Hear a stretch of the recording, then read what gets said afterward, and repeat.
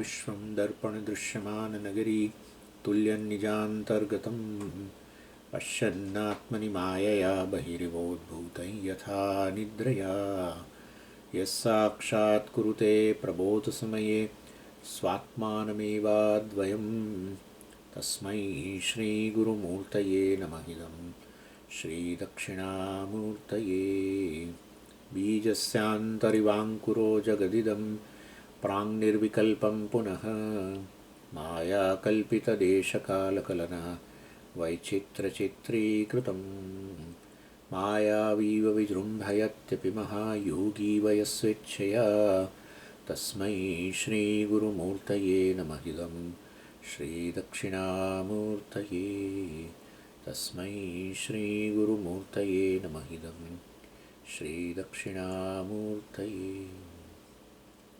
ॐ सहना भवतु सहनौ भुनक्तु सह वीर्यङ्करवावहै तेजस्विनावधीतमस्तु मा विद्विषावहै। ॐ शान्तिः शान्तिः शान्तिः। सदाशिवसमारम्भां शङ्कराचार्यमध्यमाम् अस्मदाचार्यपर्यन्तां वन्दे गुरुपरम्पराम्। Verse 64. अनुष्ठानप्रकारोऽस्याः पञ्चीकरणईरितः ज्ञानसाधनमेतच्चेत् नेति केनात्र वारितम्।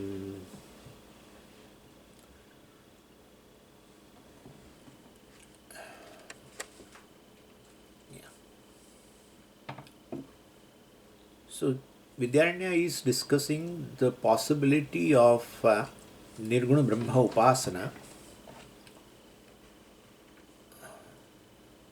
Nirguna Brahma Upasana, and there is a Purupaksha, Vedantin only, who doesn't accept Nirguna Brahma Upasana. Because Upasana involves a meditating upon the gunas, meditating upon the attributes of the object of meditation. And therefore, if Nirguna Brahman is there, Brahman becomes an object of meditation, that's fine. But then it should have some attributes. Otherwise, how will you meditate? Therefore, that is not possible, one group says. The other group says it is possible. And Vidyaranya says it is possible. And, as the discussion goes between the two factions of this Vedantins, so far as other Vedantins are there, there is no question at all of this kind of a discussion, because even though Vedantin involved, there are other people also. Vishishtadvaiti also is a Vedantin. Dvaitis also are Vedantin. So Vedanta does not mean that we are Kevala Advaitin, but Vishishtadvaitin, etc., Advaitin are also there, but they don't believe at all in Nirguna Brahma. For them only there is a Saguna Brahma is a reality. And therefore there is no question of a discussion with the Nirguna Brahma Upasana with them. Very first thing is they don't accept. So this is a discussion between two groups of a Vedantin only.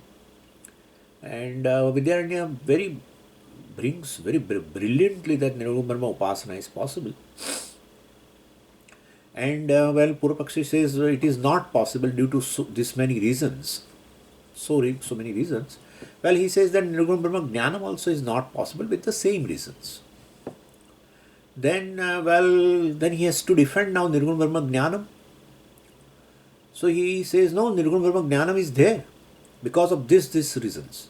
Then Vidyaranya says, well, that for the same reasons, Nirguna Brahma Upasanam also is possible. Like that, it goes. And ultimately, Vidyaranya gives this is all discussion between verse 53 to 73. Then Vidyaranya brought a support that, don't think that I am just for the sake of arguing I am doing all this. When I am saying Nirguna Brahma Upasana is possible, there are Upanishad mantras. Several Upanishad talks about Nirguna Brahma Upasana. Upasana definitely involves a alambanam, and that alambanam can be aham or alambanam can be omkara. And then he started quoting all this. That also we saw in the verse 63. And it is said here, Uttarasmin Tapaniye. So Uttarasmin Tapaniye means this Nrsimha Uttara Tapaniya Upanishad. Then Shaibya Prashna, that is in Shaibya Prashna, that's in Prashna Upanishad, the fifth question, and asked by the student called Shaibya. Then Kathake, in Kathopanishad also there is a mention of a Omkar Upasana. Omkara becomes Alambanam, means Nirguna Brahma Upasana with the Alambanam of a Omkara. It is there in Kathopanishad. And then Mandukya, of course, also mentions it. And therefore, Chaturtha Pada is talked about as a Turiya in Mantra 7. And then up to 12th Mantra, Upanishad, talks about the Upasana, in which Omkara becomes a Alambanam. Vishwatajas Prajna has been first, and then in the 7th Mantra, Turiya, the Atma has been talked about, Nirguna Brahma has been talked about, and then up to 12th Mantra, this is the discussion on this. With Omkara Alambanam, one can do that Turiya Upasana or Nirguna Brahma Upasana. So these are, he says, therefore I am talking that if this Upasana is possible, due to, there is a pramana for that. So Nirguna Brahma Upasanam Irita has been taught by the Upanishads. Now Vidyaranya continues further in the verse 64. Then he says, because now Purvapaksha has nothing to argue now. When you bring a pramana, then you cannot argue. If you still argue, means you don't have a Shraddha in pramana. And therefore, with Purvapakshi means Vedantin only, now he has silenced himself. And then, there is no, pramana, bhava is not there, for Vidyaranya says that. So, he will ask few questions of Purvapakshi, but Purvapakshi means Vedantin only, but he has accepted. Nirguna Brahma Upasana is in the syllables of our Vedanta. Then Vidyaranya says, if you want to know how is Nirguna Brahma to be practiced with the help of Omkara, etc., as Alambanam, then I will give you some guidelines. And Shankaracharya has explained that, this Nirguna Brahma Upasana is Omkara Alambanam in a text called Panchikaranam. Panchikaranam, the details about this Upasana is there in the text itself and the commentary called Vartika commentary by the Sureshwaracharya on the Panchikaranam. There also it has been mentioned. By Sureshwaracharya also it has been mentioned. And Shankaracharya also has, in the text itself, they has shown the method that with using a Omkara as Alambanam, one can do Nirguna Brahma Upasana. And we know about Sureshwaracharya's Vartikam. He has written in Brihadaranyaka Upanishad Vartikam, huge Vartikam. Then Dakshinamurti Vartikam, which is called Manasollas, etc. Then this Taittiriya Upanishad Vartikam he has written. And where he has a freedom to to talk about, to discuss the subject matter in keeping with the Bhashyakara, or in keeping with maybe sometime not even agreeing to, or sometime confirming, sometime what has not been said by the Bhashyakara, maybe you have skipped. So those things have, all the details are there in that. Anyway, so here also in the Panchikaranam text of Shankaracharya, his own guru, he has written a commentary called Vartika commentary. And he also has shown a method of doing this Upasana. And Bhashyakara has mentioned, Acharya has mentioned in the text itself. So asyaha means upastehe. It's asyaha, six case, and it is asyaha is a feminine, because upasti word, upasana is a neutral word. Upaste, as I told you, it's a feminine word and has synonym. So Nirguna Brahma upastehe anusthana prakaraha. So mode of practice of Nirguna Brahma upasana using the Omkara Alambana iritaha. It has been told, it has been taught. Where Panchikarane, you find Panchikarana word, but it is Panchikarane. It's a Sandhi Lopa. Ikara Lopa. So basically Lopaha Shakalyasya. So therefore there is a sutra for that. So with that, please don't feel that Panchikarana, Swamiji says Panchikarana means Ikara is somehow they have missed. No. Panchikarana iritaha is due Panchikarane becomes Panchikarana only, Ekara goes away due to a Sandhi rule, a vowel Sandhi rule. So Panchikarane means in the text called Panchikarana, this Asyaha Anushtana Prakaraha Iritaha. So that's been told. Then Purapakshi says, well, okay, I accept that there is a possibility of Nirguna Brahma Upasana, there is a pramana and method in the Grantha, etc. Fine. And this Nirguna Brahma Upasana is a sadhanam for a jnanam or not? Yes. Well, Vidyaranya says, no, Nirguna Brahma Upasana is not jnanam. Upasana does not give moksha, but definitely it is sadhanam for jnanam. Jnana sadhanam bhavati, definitely it becomes. So, because any upasana is a karma, a type of a karma, and it is based on a karta's will, etc. And well, definitely you gain punyam, etc. Well, and so it will definitely leads to knowledge. So therefore, Nirguna Brahma Upasanam basically doesn't give moksha. Jnanam give moksha. But Nirguna Brahma Upasana helps you to gain jnanam of Nirguna Brahma.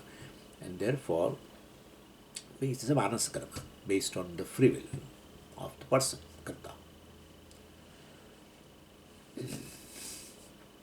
Then how come this Nirguna Brahma Upasana will become a means for Nirguna Brahma Jnanam? Well, that topic is not discussed right now.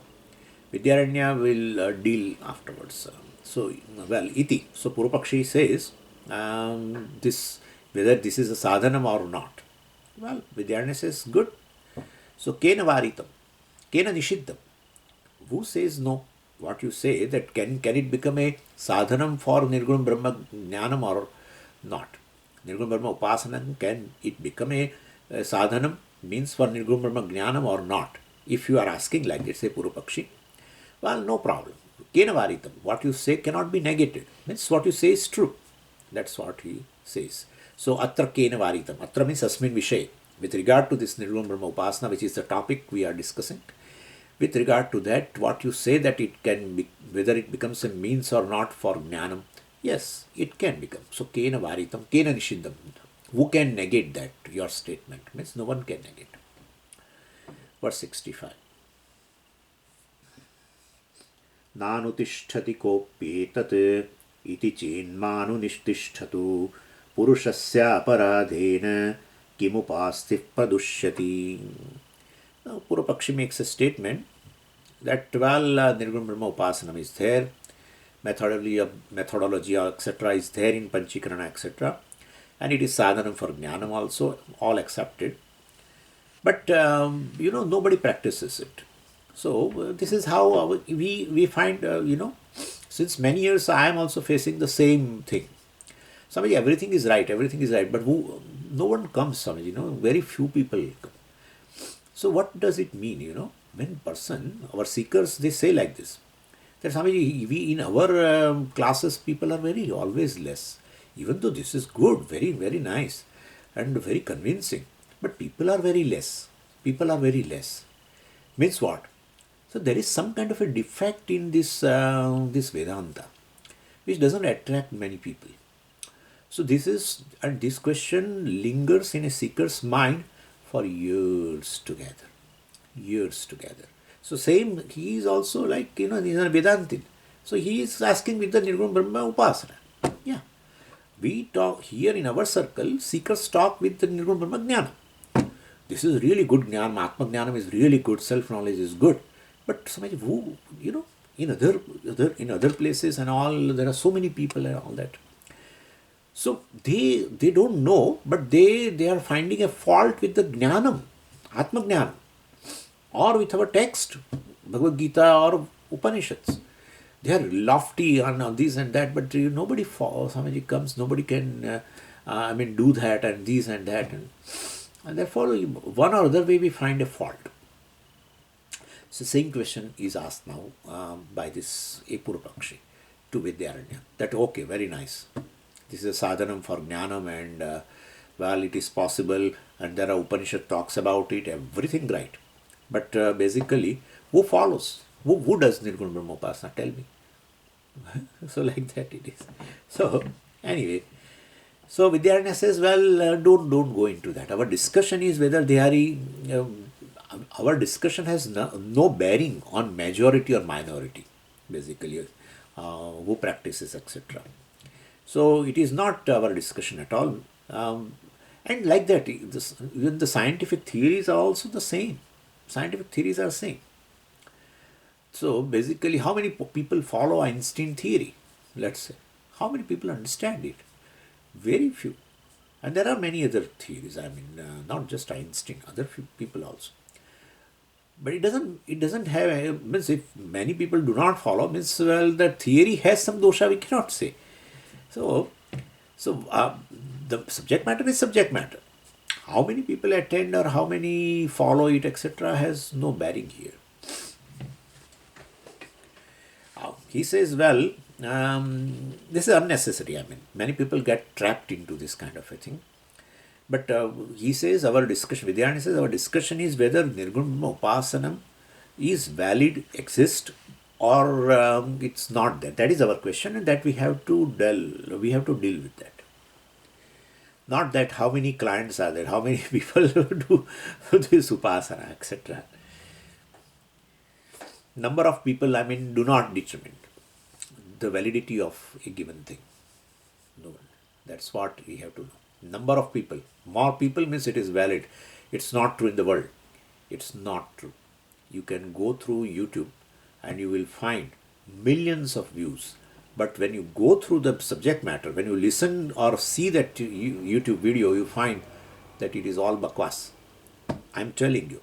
I should not say that, but you will find, because the Vedanti becomes very sharp with over the years, exposing to the teaching, his mind has become subtle. He has a sophisticated arguments. He can see the faults also, but views are millions. Yeah, but the subject matter is totally, and it includes a contemporary very big people also. I should not say, but when I listen to some very great person who is very popular in United States also, he comes here and had a discussion somewhere in Harvard, etc. And a simple argument was not there with him.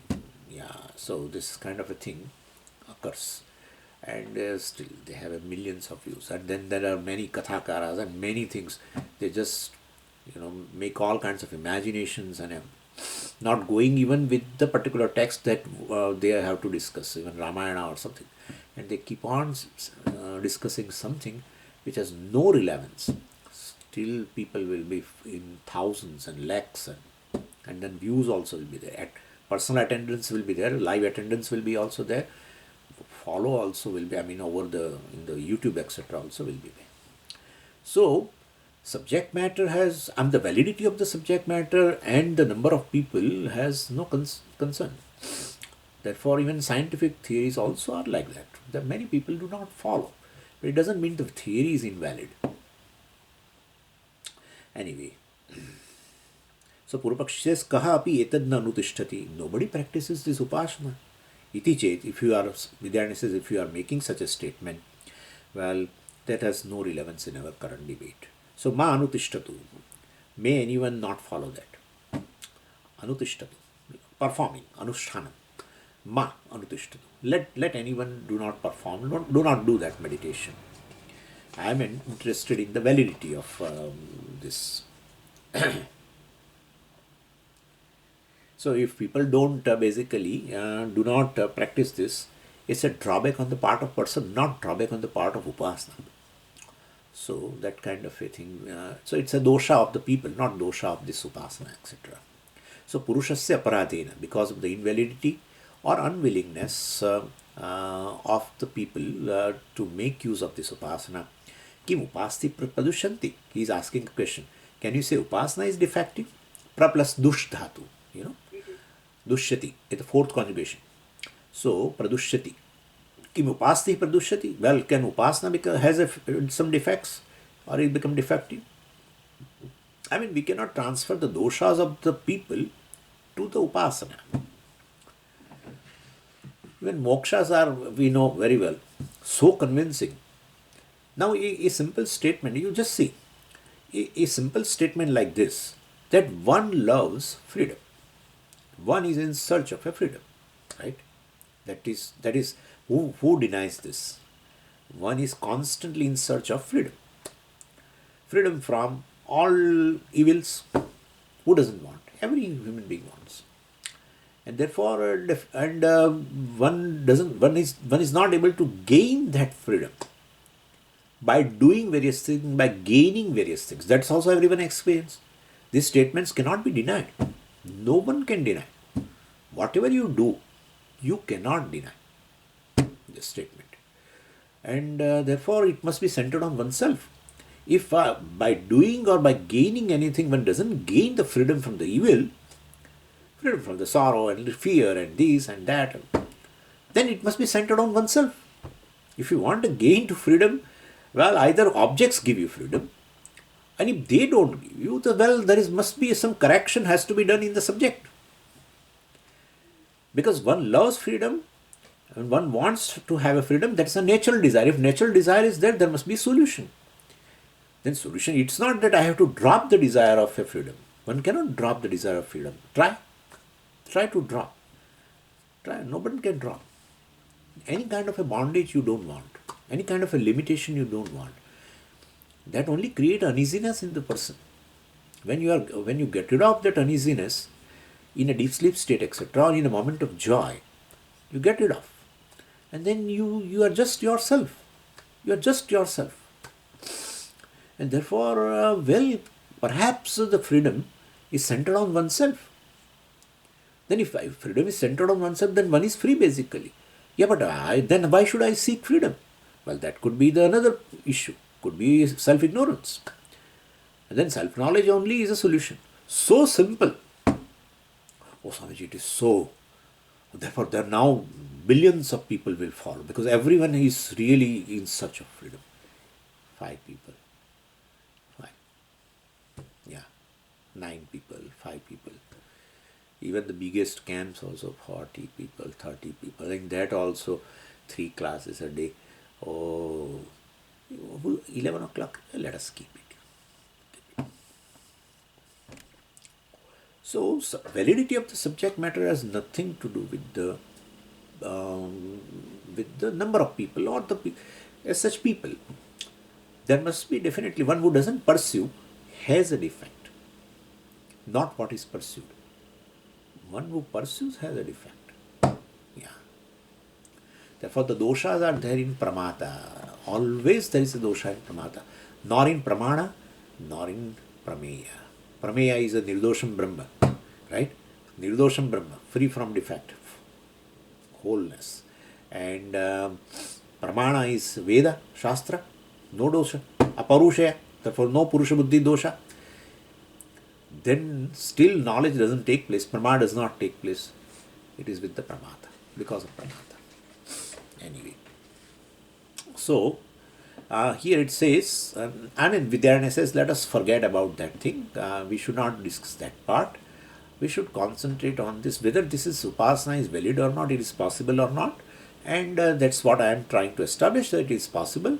And it has a validity because it is from the valid source called Upanishads. Yeah, verse 66. Itopyatishayam matva mantran vashyadikarinah मूढ़ा जयन्तु तेभ्यः अति मूढ़ा मूढ़ा जयन्तु तेभ्योति मूढ़ा कृषिपुपासताम्. So Vidyaranya extends an argument while number of followers can't determine the validity of the sadhana. So he makes a very hypothetical argument.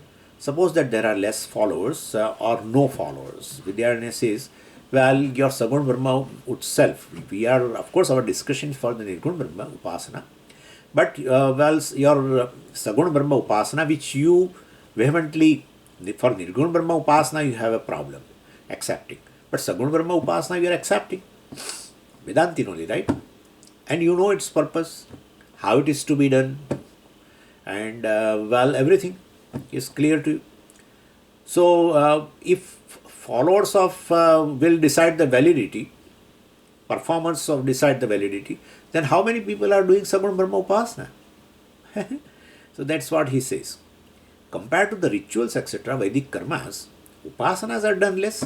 In fact, most of the karmas, rituals are also, should be done to make the rituals efficacious, to give you the results, desired result.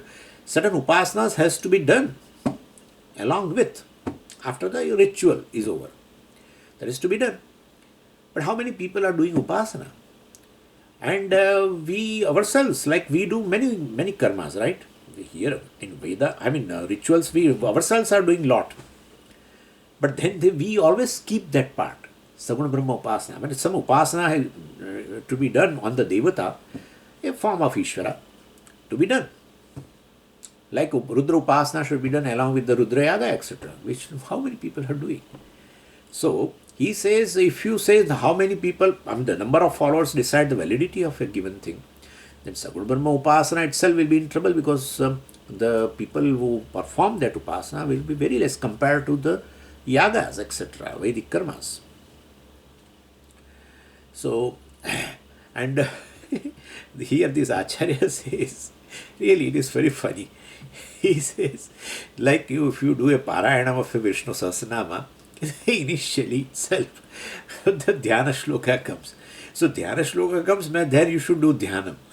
And then you should start chanting.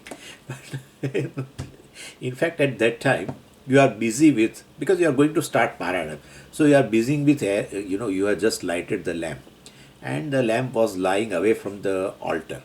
So now you, while chanting Dhyana Shloka, you put that deepam near that, and then incense stick is giving you some kind of a suffocation. So you keep it away. All that you are doing.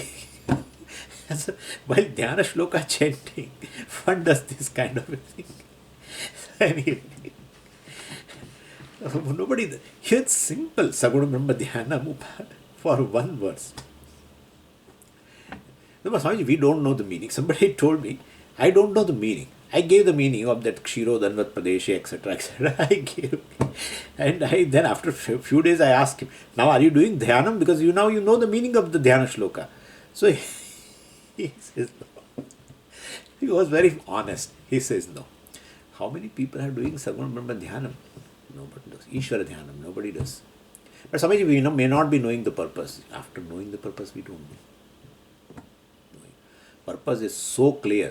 One who has done this upasana, for him Shravanam is enough. Just Shravanam is enough. I am telling you. Oh, Swamiji, Nididhyasanam is required. Because Saguna Brahma Dhyanam, the Ishvara Dhyanam, etc., gives you the absorbing capacity. If absorbing capacity is there, assimilation is right there. That is why the answer for why Nididhyasanam itself we are not able to do is this. One who does Saguna Brahma Dhyanam, for him the Nididhyasanam is just a sport. In fact, it is not required. One who doesn't do Saguna Brahma Dhyanam, but because of the punya, etc., get exposed to this teaching, etc., then definitely he gains a clarity, etc., over the period. But assimilation of knowledge is not there. And when he tries to sit in Nididhyasanam, well, because the mind doesn't have that absorbing capacity, it roams around. I told you, even though there is a Chitta Shuddhi, likes, dislikes are not there. Therefore, mind falls with itself, or remains with oneself. No. Still mind wanders very much. And therefore, definitely the purpose, etc., is there. Knowing the purpose, people don't do. Knowing the purpose also we don't. And therefore he says, well, how many number of followers for the Saguna Brahma Upasana? If you check, you will find that there are no followers. Therefore, do you think that Saguna Brahma Upasana is invalid? Will you accept it? He says no. Then why are you bringing that topic here, that no one does Nirguna Brahma Upasana, etc. Anyway, and so here, now he says here, Itopi atishayam matva mantran vashyadikarinah. Itopi. Itaha api atishayam matva mudaha jayantu. Matlab, now we have to make a line like this in a increasing order. Number of followers for Nirguna Brahma upasaka. Nirguna Brahma upasana, least 0. Compared to Saguna Brahma upasana, some more. Compared to Saguna Brahma upasana, Ishwar Dhyanam, compared to doing japa for gaining some benefit. Saguna Brahma upasana should be done, as I told you, should be Nishkam upasana, it should give you a absorbing capacity, etc. That is the thing. But no, we are doing japa, Swamiji. Manas japa we are doing, but for gaining some phala. So they are more. Compared to Saguna Brahma upasana, Nishkam upasana, compared to that Sakam upasana, Manasa japa, well, they are more. And it has been told here, Mantran Vashyadikarina. Well, itopi atishayam matva mantran vashyadikarinaha moodaha jayantu. Vashyadikarinaha mantran. There are mantras which give you a certain controlling ability, very much over others. Especially many parents have asked me this question, that Swamiji, our children are not in our control. Can we do some mantra japa by which they automatically, whatever we say, they agree to us? And I said, yes, there is a mantra. Ganapati mantra is there. Yeah. Om Shreem Hreem Kleem Glaum Gang Ganapate Varavarada Sarvajanam Me Vashamanaya Swaha. Ganapati, we call it as a Ganapati Moola mantra, which has, with that Ganapati Homa also is done.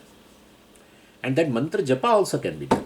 In fact, mantra japa should be 10 times. Then, with a one time you can do ahutis. That's in Ganapati Homa. Suppose you are doing 108 ahutis. Then, to make that yaga effective, you have to do upasana with 1008 times. Yeah. And it is gaining this capacity. Sarvajanam me vasham anaya. May all the people come under Maya. Means may I have a more power compared to others, so that automatically people will agree to me. It's like that. And my parents ask me this, because the children, as they grow, they don't listen. And these parents feel frustrated. So, like Ganapati somehow has this kind of ability. There is a Runaharana mantra also. Suppose person has got a great debt, and then there is a Runaharana mantra, Runaharana Ganapati mantra is there. Well, if you do that, and person in Ahmedabad did it, and his all debts has gone. He was a builder, and unnecessary was, got into trouble. But they did that Homa also, and that person did a mantra japa, so much. Gone. Everything gone. Totally gone. So all these things are there. So they are more. Could you follow? Even though it's upasana, manasa japa, Ganapati upasana they are doing with that mantra, Runaharana mantra, this Vashikarana mantra, etc. They are there. So compared to our Saguna Brahma upasana, just for the absorption and for the grace of Ishvara and gaining a subtlety and gaining the focusing capacity, how many people? No. Compared to that, those Saguna Brahma upasaka, let us say mantra japa, people who are doing mantra japa for the sake of some gaining benefit, they are more. Compared to that, who are more? Well, doing yaga, people are more. Not performing any kind of upasana, sakama, nishkama, no, nothing. So doing the Vedic karma as such rituals, they are more compared to that. And compared to that, who are more? Not Vedic karma, Laukik karmas. Doing Laukik karmas for gaining various things, they are more. So this is how the increasing order is basically. So that's what has been said here. So mantran japantu. So let them chant a special mantras, mantra japakartas, etc. are more than Saguna Brahma upasana. And then he goes to one step further. Tebreha ati mudaha. Even there are some more people who ati mudaha. Naturally they are mudaha. So there are some more people who don't believe in all this karmas also. They just believe in worldly activities only. Krishim upasatam. They remain in and they remain upasanam here means they remain engaged in krishi means some worldly activity to gain worldly material, worldly benefits, etc. So this is how it has been said here.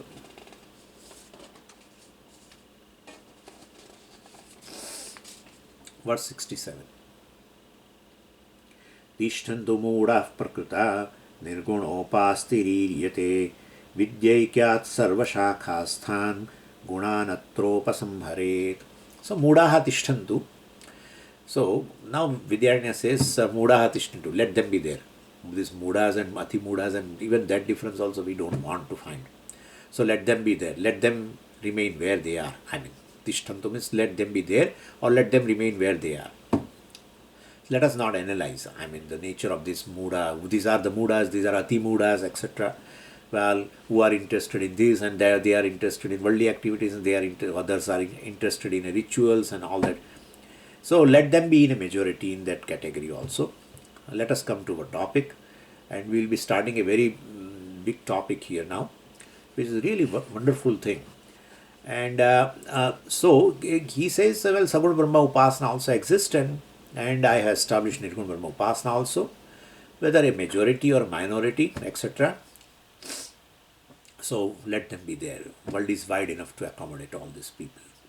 So Prakruta means what is under discussion. And discussion, under discussion is Upasti. That's how Prakruta.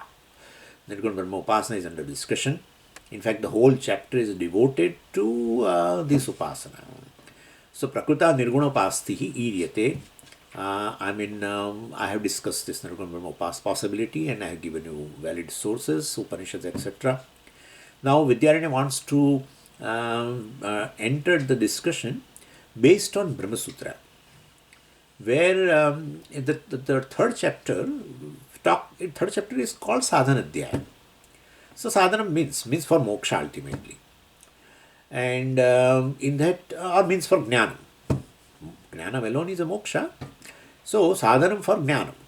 So the whole third chapter Vyasacharya is devoted. Third chapter of Brahma Sutra. I mean, there are 4 chapters basically, and the first chapter, well, is called Samanvaya Adhyaya, where Acharya basically Vyasacharya ji has made sutras with certain topics. So under one topic there are several sutras. Like that, there are several topics discussed in the first chapter itself. But in that, basically he has resolved the doubts regarding the so-called contradictory statements, not really contradiction, apparent contradiction actually, and that has been resolved. Means regarding the subject matter of the Upanishads, and he established very beautifully at the end of the first chapter is that, well, all the Upanishads talk with one voice regarding Jiva Brahma Aikyam. Very nicely he established that. And then second chapter is Avirodha Adhyaya. So okay, Upanishads talk about that is fine. But what about the other philosophers? They don't agree to Jiva Brahma Aikyam. Jiva is Brahman. They don't agree to that. So, well, and we don't, and they don't accept also Upanishad Pramanam. So therefore there is no common ground of discussion. If you go and tell them, well, Jiva is Brahman, how do you say that? Well, Upanishad says. He says, we don't believe in Upanishad. We don't give a pramanyam. Like Buddhist, like Jain people, they don't accept. They are Nastikas. And there may be other people also who don't accept. Or those, they say we accept Pramana, but it's a very shallow, very shallow. They give like a Naiyayikas. We call them Vedikas, Sankhyas, we call them Vedikas, but Veda is a secondary Pramana. The validity they give to their own inference, etc. Especially Naiyayikas. And so therefore they come with a different perception of the purport of the Veda. They have a different, they feel that it is not, Upanishad doesn't discuss this Jiva Brahma Aikyam. Like that. Anyway, so this is, well, so there in second chapter, the Vyasacharya ji has argued without quoting a single Upanishad and showed that all of you, what you are thinking about, that Jiva is not Brahman and Jiva is a part of Brahman and Jiva and Brahman are Paramatma are different and all this, they are all basically has a lot of fallacies. And what you call us, I mean, what you show us a fallacy in our thing, it's not a really fallacy. In fact, in your philosophy, there is a fallacy. Without quoting a single Upanishad, just based on logic, that's called avirodhatyaya. There is no contradiction at all from other philosophies also that he has established in second chapter. And then third chapter, he discusses various means so that one gains this jnanam and become free. And then in that third chapter, well, one of the topic is upasana. Upasana is a means for self-knowledge, gaining the self-knowledge. It gives a, adhikaritvam, preparedness, etc. So he brought this Brahma Sutra discussion for two purposes here. And that he wants to show that Vyasacharya ji, through this text called Brahma Sutra, has supported Nirguna Brahma Upasana. So that's the first purpose. So Vyasacharya ji himself has acknowledged it, and therefore we cannot discard it. Very strong proof. The second purpose he is bringing this Brahma Sutra discussion is, he wants to add that other instructions, like person wants to perform, suppose person wants to perform Nirguna Brahma Upasana, then he wants a certain procedural instruction, etc. So that is also discussed in that portion, third chapter, third pada, and that is called Parapara Brahma Gunopasamhara pada. And well, in that it has been discussed Para Brahma Vidya, Parapara Brahma Vidya Gunopasamhara. So here Vidya means Upasana. Parapara Brahma Vidya. So Para Brahma Vidya, Apara Brahma Vidya. Para Brahma Vidya, Nirguna Brahma Vidya means Nirguna Brahma Upasana. Apara Brahma Vidya, Apara means Saguna Brahma Upasana. And with regard to that, there are certain gray areas. So that has been resolved there by Vyasacharya ji in that third pada. So the third chapter, every chapter has a four sections. So first chapter has four sections, second chapter has four sections, third chapter has four sections. In the third chapter, third pada, third section, third chapter I told you as a sadhana adhyaya, in that the third pada talks about this upasana and that Parapara Brahma Vidya upasana. And I have to tell you a few things regarding that before we go into that. And in that thing is, what happens is actually, now every Upanishad talks about upasana. And sometime you find that the upasana in one Upanishad and upasana in the second Upanishad, sometimes they match, means they are identical, and sometimes they are not identical.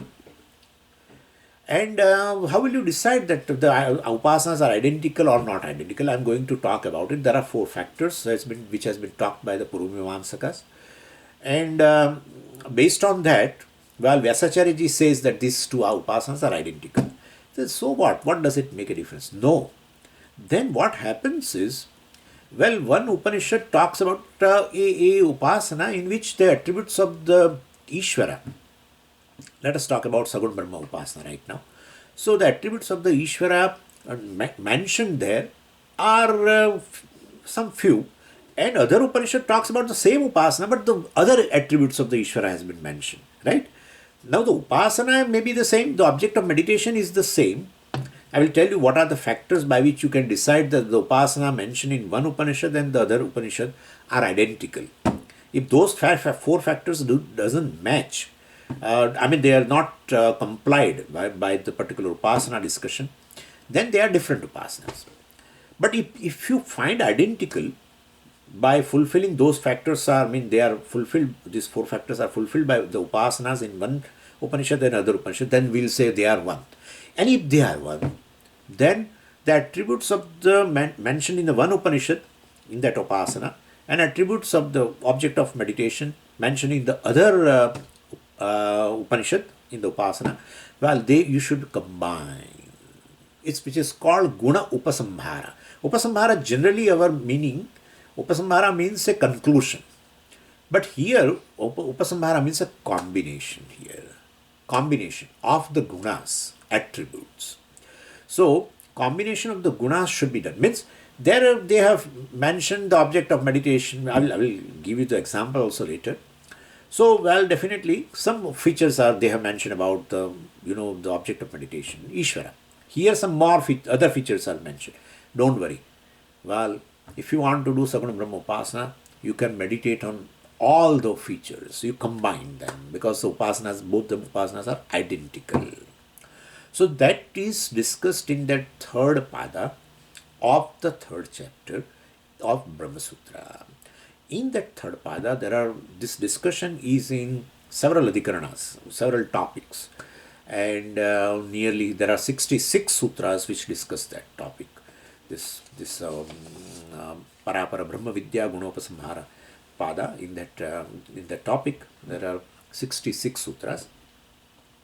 But he has brought that thing here, and for two purposes, as I told you, that first thing is he wants to give a support which is very solid, that Vyasacharya himself discusses the topic of Nirguna Brahma Upasana. Saguna Brahma Upasana also is there. Like a certain Saguna Brahma Upasana, Panchagni Vidya, etc. Or Sheshtatvam of the Prana, etc. has been. So all this, few of them you may be knowing, but like that, they are all Saguna Brahma Upasana. So like that, Nirguna Brahma Upasana also is there. Now that question, please don't ask. Nirguna Brahma Upasana itself, Swamiji, is a contradictory term. Because generally meditation is done on the attributes of the Brahman, Paramatma. And now you say Nirguna Brahman, means the Brahman without any attributes. Then how meditation is possible? It's like saying a hot ice cream.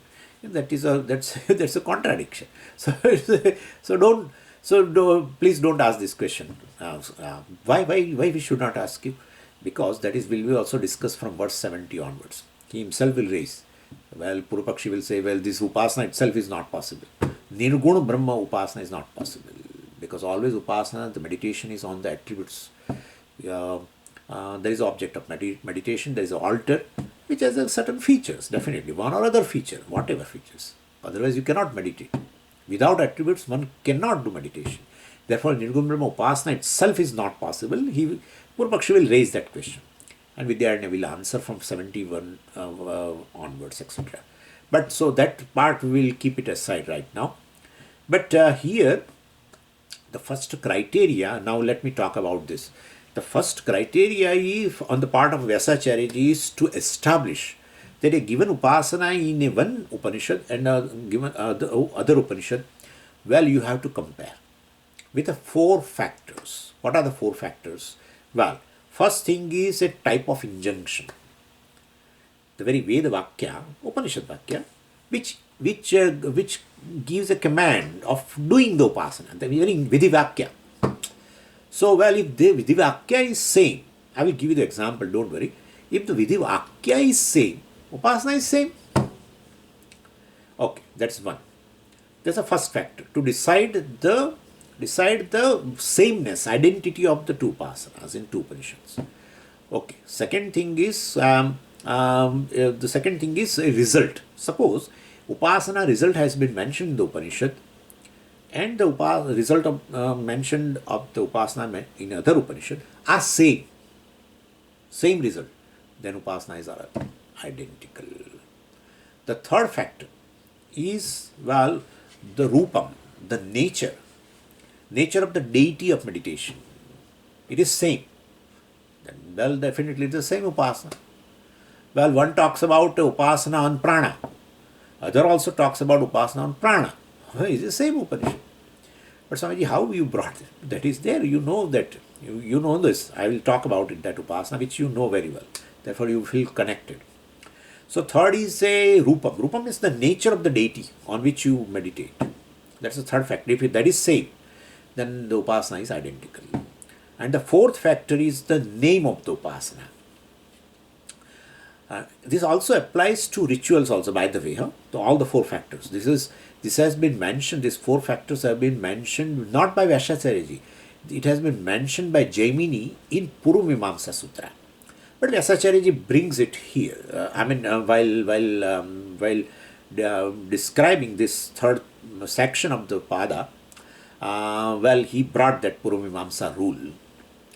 And so that is the fourth thing, is the name of the Upasana. Suppose name of the Upasana is the same, even though they are separate in two different Upanishads, but the name of the Upasana is same. It's the same Upasana only. It's identical. This is how. And now I'll give you the example. Very first example is, our this Jeshtatvam, Shreshtatvam Upasana. So let me, I have kept some note for that. In a, this example is there in a bhashyam of a sutra, the first sutra of the third pada of the third chapter. In that bhashyam, Brahmasutra bhashyam, Acharya gives the example to show this. Very beautiful. So, first he gives an example of a 611 in a Brihadaranyaka Upanishad, which says, Yohavai Jeshtham cha Shreshtham cha Veda.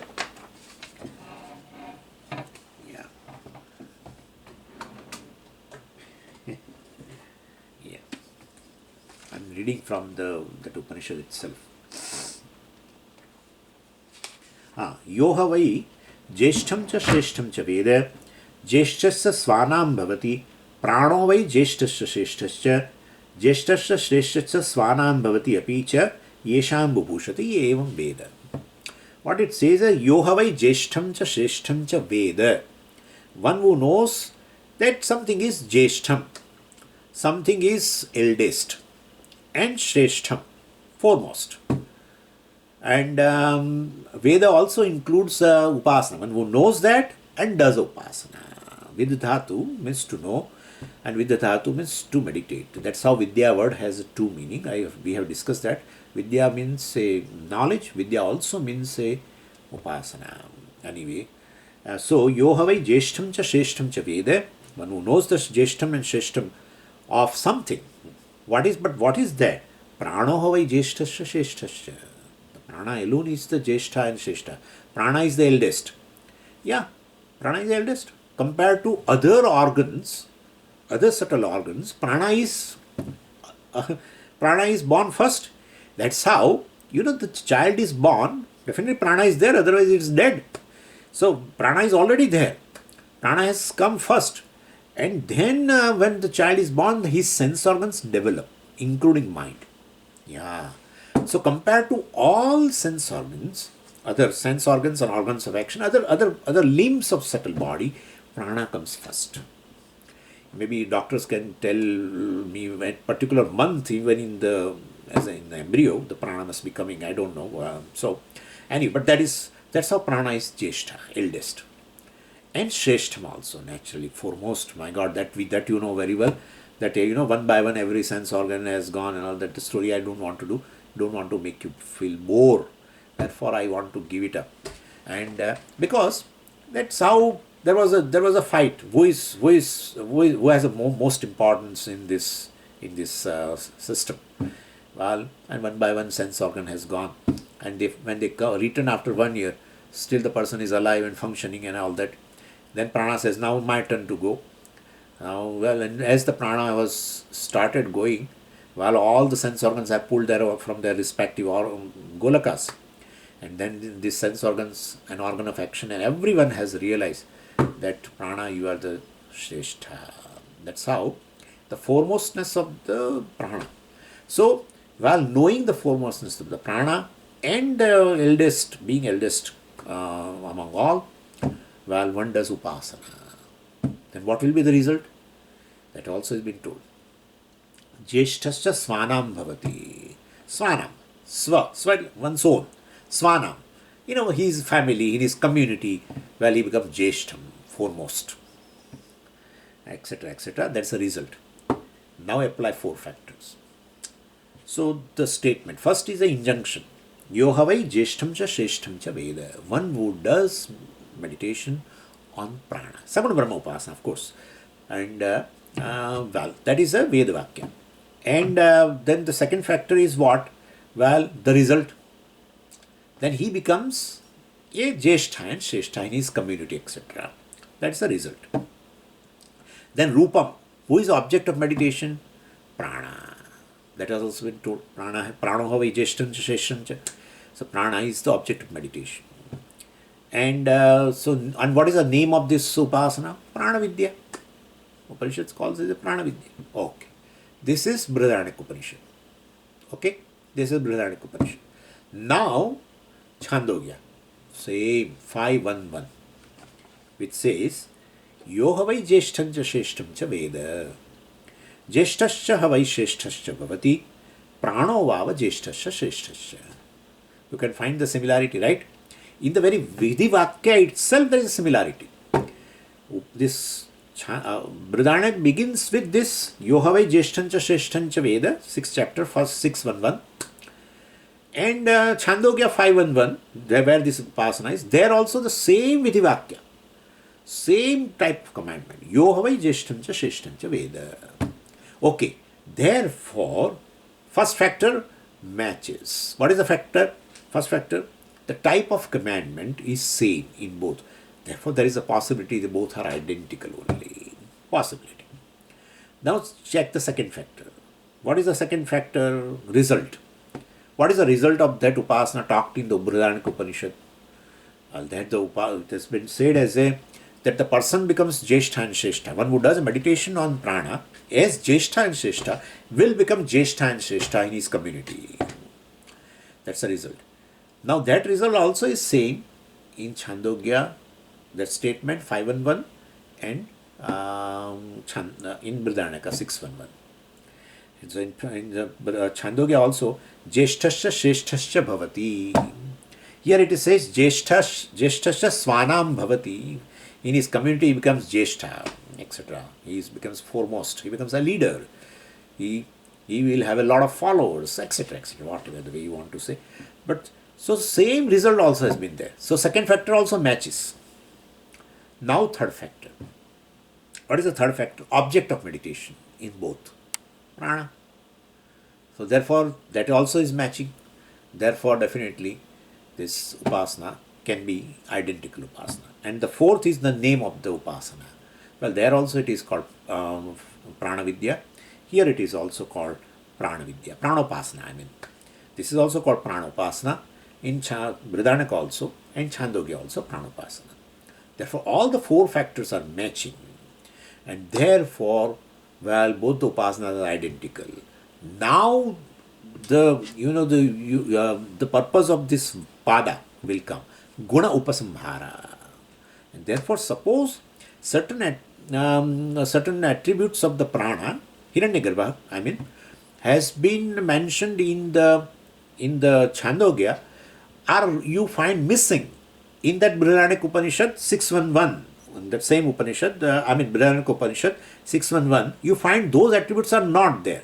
Here there are some new attributes of the prana or Hiranyagarbha has been talked about. Nothing to worry. Because since the Upanishads, both the Upanishads talk about the identical upasana only, so you can do upasamhara, the combination of those upasanas, combination of attributes you can do, and then meditate upon the prana to gain the particular result. Right? So this is what will be discussed for few verses now. The discussion is based on Brahma Sutra 3.3. We'll discuss that further. Om Purnamadav Purnamidam Purnat Purnamudachyate Purnasya Purnamadaya Purnamevavashishyate. Om Shanti Shanti Shanti. Harihi Om Shri Gurubhyo Namaha. Harihi Om.